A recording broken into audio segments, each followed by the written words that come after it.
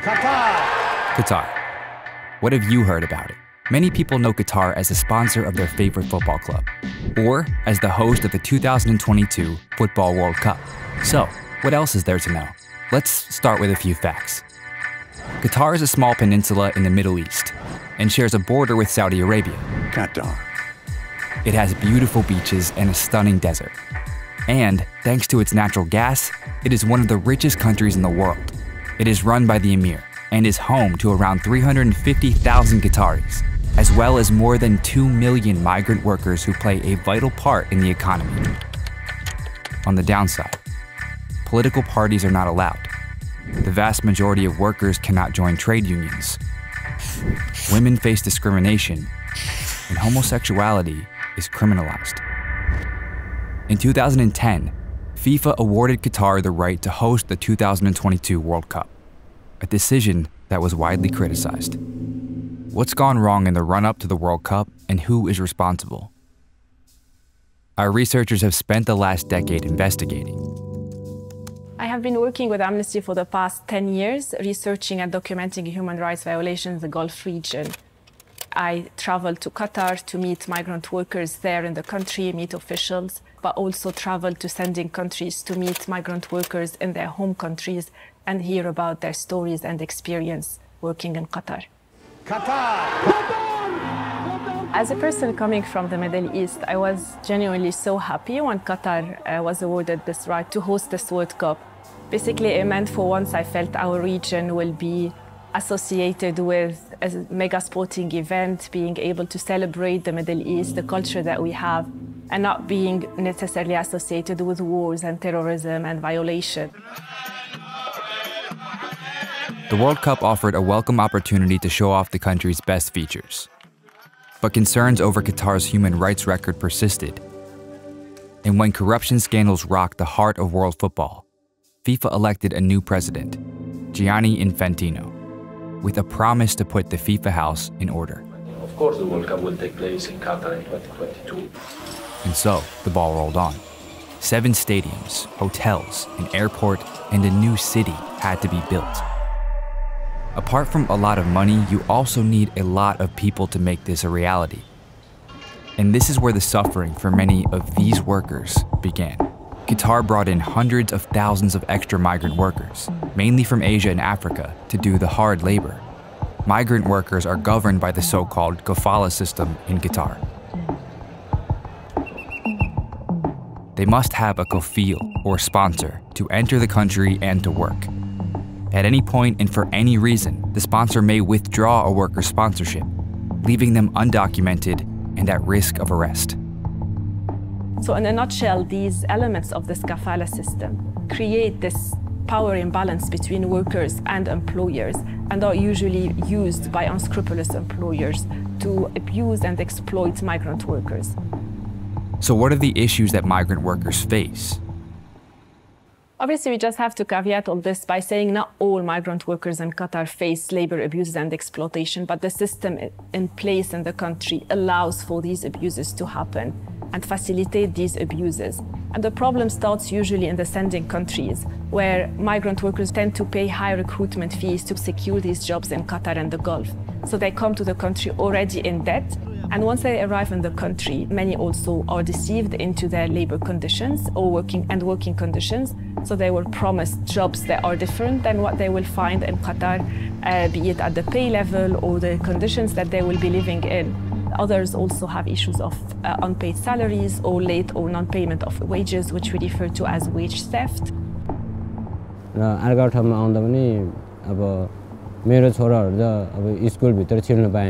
Gate बाहिर राख्ने सम्भव भयो थियो गेट बाहिर एक दिन त गेट बाहिर पनि राखे मैले फिस दिन नसकेर जस्तो अब बिहान 5 बजे 4 बजे उठेर गएपछि बेलुका 10 11 बजेसम्म ड्युटी हुन्थ्यो खानाको टाइम पनि दिएको थिएन खानाको लागि कुरा गरे भने तिमी खाना आएको कि काम गर्न आएको त्यस्तो जवाफ पाइन्थ्यो Lots of them working in long hours in very difficult working conditions. We know the climate in Qatar and the Gulf, the heat and humidity that can cause also some health issues for them, especially those working in constructions. They work what we call live in labor camps, So it's usually kind of small rooms where they share amongst 8 or 10 people, sleeping on bunk beds, sometimes in unsanitary conditions. Our latest report looked at the issue of the deaths of migrant workers in Qatar. We have seen a high number of relatively young and healthy migrant workers who are dying for unknown reason, often referred to as natural death or cardiac arrest, without any underlying health condition.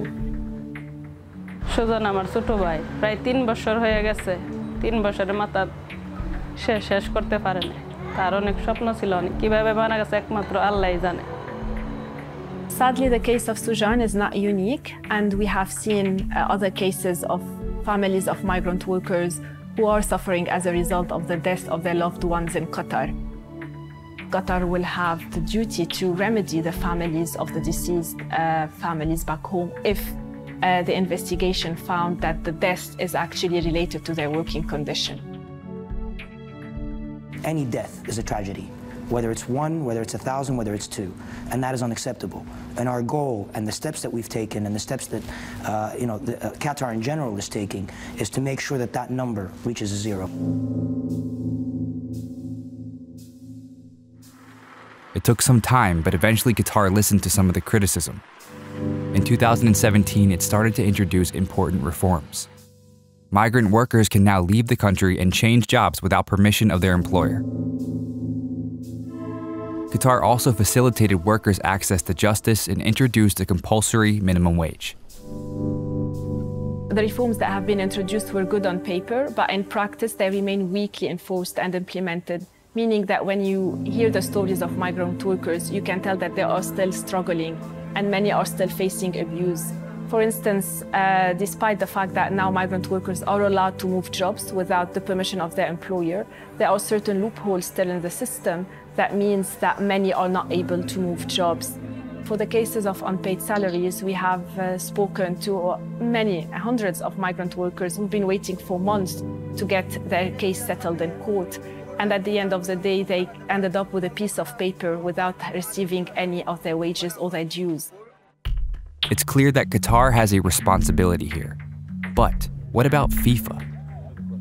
After all, it is also organizing this tournament, and it will make billions of dollars from it. FIFA has its own human rights policy, and it must act in line with the UN guiding principles on business and human rights.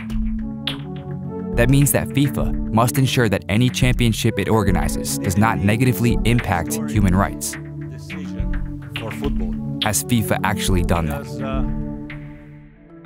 FIFA has listened, and FIFA is changing. FIFA will include provisions in its statutes to respect and promote human rights in all of its activities, from the organization of the FIFA World Cup to football development projects and commercial partnerships. In May 2017, FIFA introduced its human rights policy, meaning that now it has committed to have responsibility to respect the human rights. And also, it has introduced bidding criteria for all potential hosting countries to meet certain criteria if they want to host the World Cup or major football events. However, the implementation of these policies is a bit questionable, knowing that FIFA was considering to expand this World Cup to Saudi Arabia, or the fact that it awarded the FIFA Club World Cup to China.